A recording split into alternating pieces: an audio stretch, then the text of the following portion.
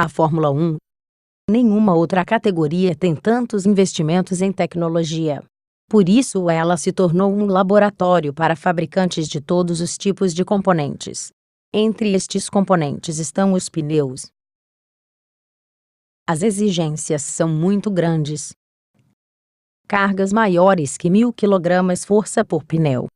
Acelerações laterais de 4,5 Gs. Temperaturas de até 150 graus Celsius. Velocidades de 260 km por hora, e os pneus devem resistir a estas exigências com o mínimo de degradação de desempenho para o carro. Porém, um dos fatores que mais degradam o desempenho dos pneus na Fórmula 1 é o mesmo que afeta os pneus do seu carro. Este fator é o perfeito balanceamento dos pneus. Vamos estudar este problema um pouco mais de perto. Um pneu é o resultado de um longo e complexo processo de fabricação, onde camadas de lonas são sobrepostas para formar a estrutura do pneu, e são cobertas e unidas por camadas de borracha. Apesar de diferentes em suas aplicações, os pneus para a Fórmula 1 e para seu carro são fabricados de forma bastante semelhante. Por isso, eles podem compartilhar muitas tecnologias em comum. Apesar disso, o processo não é perfeito. Um pneu novo pode apresentar uma aparência perfeita, mas é comum que durante o processo de fabricação, uma certa quantidade de material das lonas ou das borrachas se concentre levemente mais em um ponto da estrutura.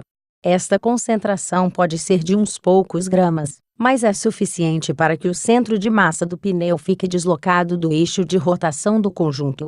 Quando o conjunto gira, esta concentração de massa cria uma força na mesma direção e sentido. Esta força é um tipo de força de desbalanceamento. Corrigir esta falha é relativamente simples. Basta gerar uma força de mesma intensidade e direção, mas de sentido oposto. Obtemos esta força contrária do mesmo jeito como a força de desbalanceamento é gerada. Uma massa calibrada de balanceamento é presa à roda em oposição à massa desbalanceada do pneu. Para encontrarmos o ponto de concentração de massa do pneu, basta montar o conjunto em um sistema que gire com pouco atrito e deixe que a gravidade faça o resto. Quando a roda parar, a concentração de massa estará no ponto mais baixo. Pode-se então ir adicionando massa à roda, até que o conjunto não apresente nenhuma posição preferencial de parada. Este método de balanceamento é chamado de balanceamento estático. Porém, há ainda uma outra forma de desbalanceamento do conjunto. Ela ocorre quando formam-se massas concentradas antissimétricas ao eixo de rotação. Conforme o pneu gira, estas massas geram um par de forças em sentidos opostos, que força o pneu a desalinhar com o eixo de rotação.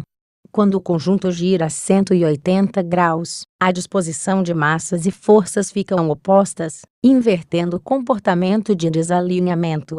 Como o conjunto do pneu está girando, a situação é cíclica, e o resultado é um movimento oscilante, que é transferido para o veículo na forma de vibração.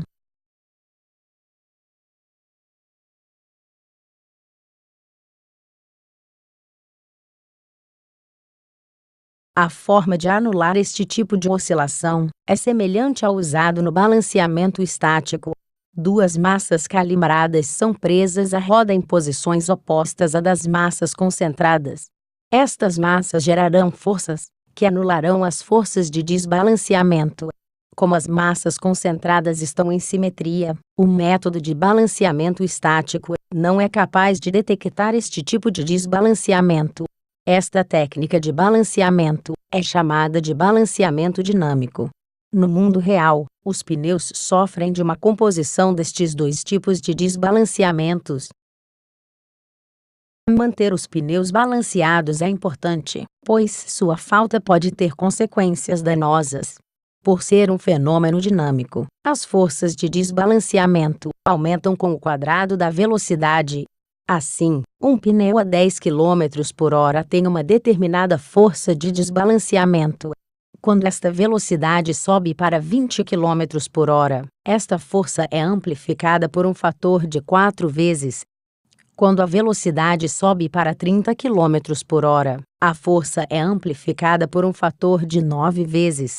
Nesta progressão, quando a velocidade do automóvel chega a 100 km por hora, o fator de amplificação da força de desbalanceamento é de 100 vezes. Assim, mesmo pequenas concentrações de massa podem gerar grandes forças de desbalanceamento em alta velocidade. Outro efeito é que a força de desbalanceamento estático afeta a força de contato do pneu com o solo. No diagrama, vemos como isto ocorre. Com a força de desbalanceamento voltada para frente, o pneu se apoia no solo com parte do peso do automóvel.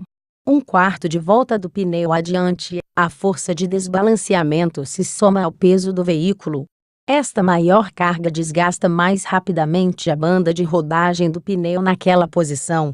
Mais um quarto de volta, e o pneu volta a suportar apenas a carga normal. Outro quarto de volta, e agora a força de desbalanceamento se opõe ao peso do automóvel, aliviando a força entre o pneu e o solo. Outro quarto de volta adiante, e o ciclo recomeça.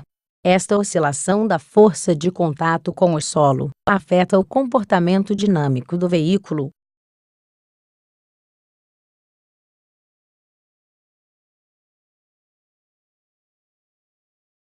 Um automóvel depende do atrito entre os pneus e o solo para acelerar, frear e fazer curvas, e este atrito depende da força entre os pneus e o solo.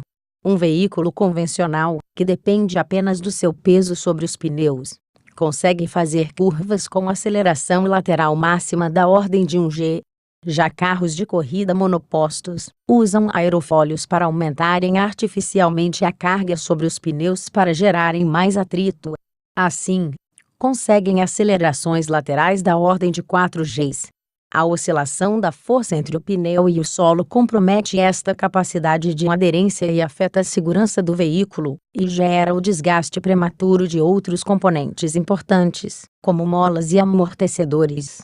Em pista molhada, é a carga entre os pneus e o solo que ajuda a eliminar a lâmina de água através das ranhuras dos pneus.